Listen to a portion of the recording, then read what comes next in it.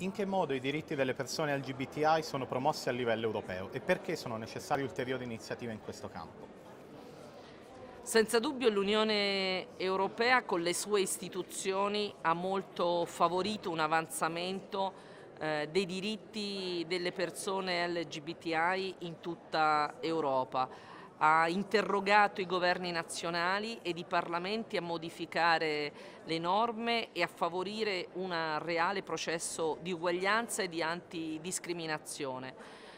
I provvedimenti, gli atti di indirizzo che sono stati assunti dalle istituzioni, a cominciare dal Parlamento europeo, hanno sempre favorito un avanzamento del quadro normativo, ma anche sostanziale della parità e dell'uguaglianza per le persone LGBTI. Tuttavia, nei singoli paesi europei ci sono ancora enormi differenze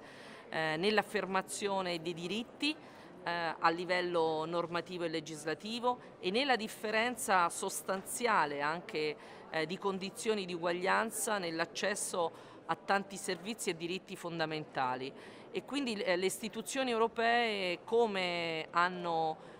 si sono poste il tema verso i paesi terzi, devono fare un monitoraggio della situazione all'interno dei paesi nazionali e devono imporre con la stessa determinazione con cui abbiamo imposto quadri comuni dal punto di vista economico e finanziario, lo dobbiamo fare anche sul quadro dei diritti. Ci sono ancora molti paesi nei quali la legislazione è arretrata, non c'è il riconoscimento dell'uguaglianza e c'è un'effettiva discriminazione ed omofobia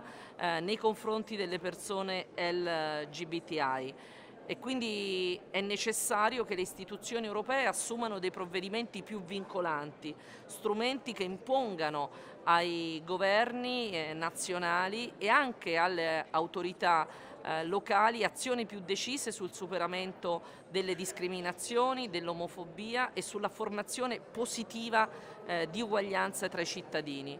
Ci sono anche molte buone pratiche in Europa, sono buone pratiche di enti locali, di autorità locali e territoriali, ci sono buone pratiche di governi nazionali, ci sono buone pratiche della legislazione. Quindi il processo di integrazione europea deve favorire anche l'avanzamento di questo quadro positivo verso quei paesi dove per ragioni politiche e per l'affermazione anche più robusta di ragioni nazionali